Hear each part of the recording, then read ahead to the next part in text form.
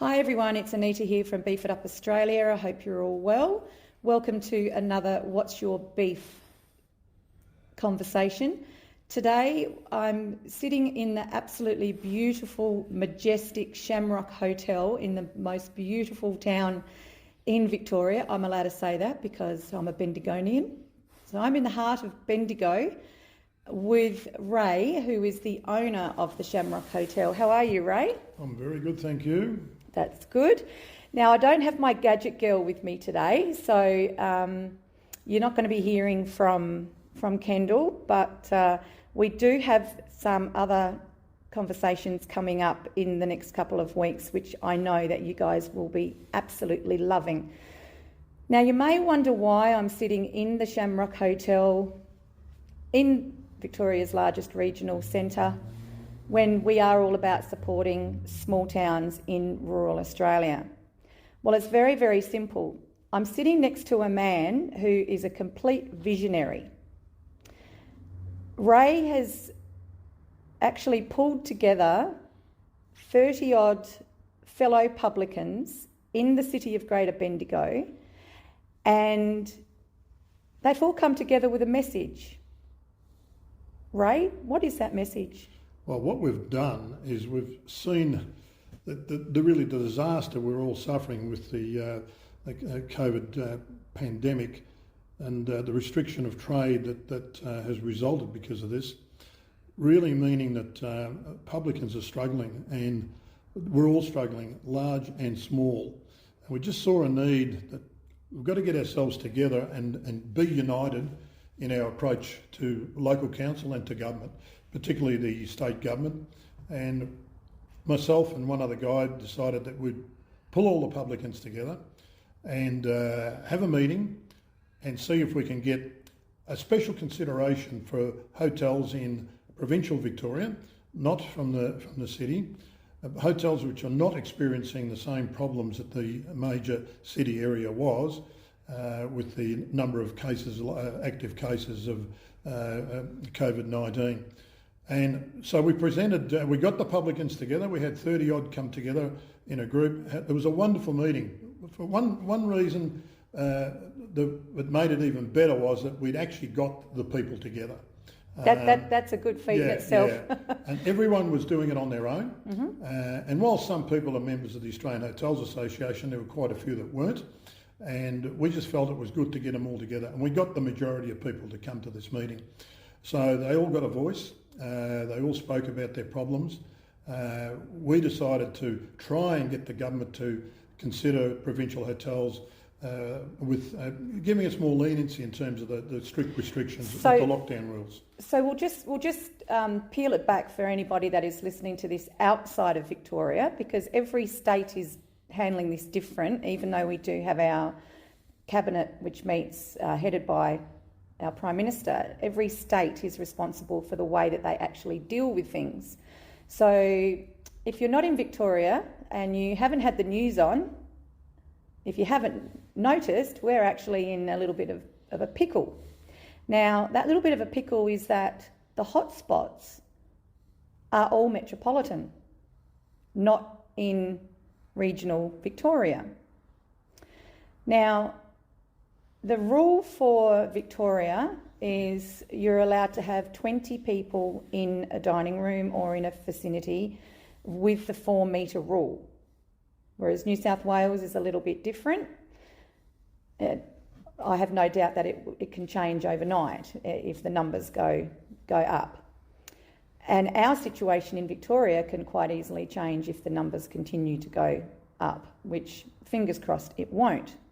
So, Ray, what you're actually saying is all of the hoteliers involved are still very happy to do the register, do the hand sanitising, do everything else, but all you're asking is that you go from a 4-metre rule to a 2-metre rule. That's correct. 4-metre rule to a 2-metre rule is what we asked the government. We were asking that before the major outbreak in Melbourne started to occur. We made that plan probably only days before. That's how quickly the situation changed. We wanted the 20 limit per room to be increased to 50, which would have brought us into line with most of the other states. certainly the 4 square metre per person to 2 square metres, again falling in line with most of the other states. A little did we know that we would have the outbreaks occurring in the hotspots in Melbourne. So our representation, though, to the government and to our local member Jacinta Allen, as it turned out, she sits on the cabinet, really the COVID cabinet in Victoria, turned out that whilst our request really fell on deaf ears, but where it did gain traction was that we got to stay open. So provincial Victoria stayed open. Now, that will only continue, as we have been told, on condition that we do keep our numbers down low. So therefore, all those things you were saying, all the bits and pieces that we've been adhering to, we're making sure that all our people are enforcing them and being strict themselves on it, because it's in our own interest to make sure that we do. Absolutely, it is. So across the board, how is the region coping on a financial level, seeing your patronage being cut more than 2/3? Look, it's dramatically bad. I mean, it really is. I mean, to be able to open with 20 people per room, depending on the building that you're in, you might be able to get 20 and get up to 80 or 100. Those sorts of pubs are doing half okay if they've been able to handle it. But there are pubs like my beautiful hotel, the Shamrock, it's a bit difficult to do that. I've got a little cafe that seats normally 80, 20 in there, plus a little room on the side, 6, sports bar, 20 plus 12. Really can't utilise the rest of the pub. So I can't take advantage of having extra rooms and do it economically and viably. And that's what a lot of the smaller pubs have found difficulty with. They can't actually make a quid with those. And some have decided not to open at all, and we're not going to open until they got the 50 rule to be put in place. With the outbreak in Melbourne, of course, that was all scrapped.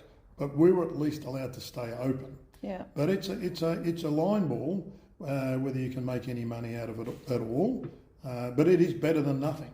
Are you finding the local clientele has changed in their attitude, or are they still, when you were able to open your doors back up again, did you find that they were still supportive? No, people are fantastic. The moment we actually opened our doors on the 1st of June with the 20 rule and the 4 square metre rule, people came in droves, and they loved being able to get out and go to a pub and enjoy their friendships and do whatever they had to do. Pubs are pretty important in our communities, aren't they? Yeah, of course. And of course, the problem we had in the first opening up was that you had to have a meal. You couldn't sit down and socialise. Right. Second phase was that we could, the 20 rule applied still, but you could have people sitting down and not having to have a meal. And you could, it was 6 people could be in a group. Now it's 10 people can be in a group. So unless you're in New South Wales, and they've cut that down from 20 to 10, haven't they? Well, yeah, and I think the rules are only just changing now. Today's Wednesday, and it must be hard for all of you publicans to keep up with all the laws and making sure that all your staff are all fully trained and no one's breaking the law. I sit on the executive board of the Australian Hotels Association in Victoria, and I'm struggling to keep up with the rules, and I'm getting fed the information on a daily basis. It's the interpretation of those rules which is causing the concern. An example is we're an accommodation venue. If we've got a visitor coming from Melbourne who is a worker in this region, they're allowed to leave Melbourne, they're allowed to stay at our hotel, but they can't dine in the hotel. They can't. Is that right? That is right. That's the interpretation. Can they do room service? Yes, they can order room service. They can leave the hotel. They can go to another venue. But they can't dine in your... They can't dine in... What is the sense in that? They can't dine in another venue either. They can get takeaway and go back to their room because they're from Melbourne. From Melbourne? Yeah. Wow. So whilst they're in a hotel like ours, which has got private facilities in every room, they are basically isolated. But they can do their job out in the community, whatever that job might be. It's a tough one, isn't it? It is hard. We had 2 doctors stay in the hotel the other day from Melbourne, and they are working on this COVID, project, I suppose, call it whatever you want, assisting the doctors here in the town, and they're under the same restrictions. So it's tough. Every day something different. And one of the major problems we've got, and I've said this before, is not knowing and not having certainty of what's around the corner.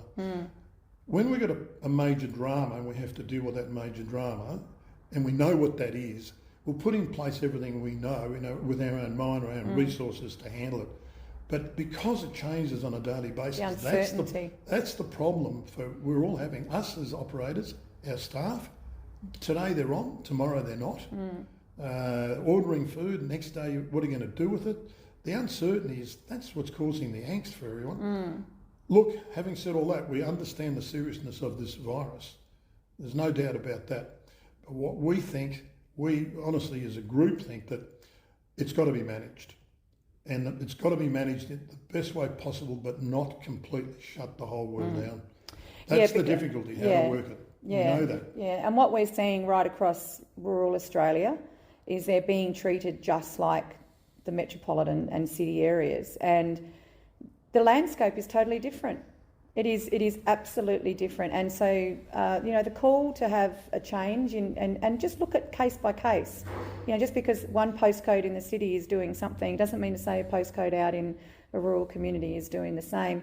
So at the end of the day, ladies and gentlemen, our message quite simply is this: go to your pub, grab yourself a steak, grab yourself a parma, grab yourself a beer, catch up with a few mates, do the whole elbowing thing, do the social distancing thing, support your local small businesses, support each other, keep your chins up, and don't forget, and I'm going to keep on about it, $5 a paddock, beefitupaustralia.org, because your help will support us to head back out into those communities when we can, when COVID is over, and we don't want to be stuck on the other side of the border and not be able to get home. That's the worst thing that we can do. And that is why we have postponed Lloyd's Walk for Water until a later date. So in the meantime, we're going to be doing our What's Your Beef segment and also our other updates, and of course going to our local and having a beer and having something to eat and supporting that community. All right, guys, stay well, and remember, wash your hands and look after each other. Cheers.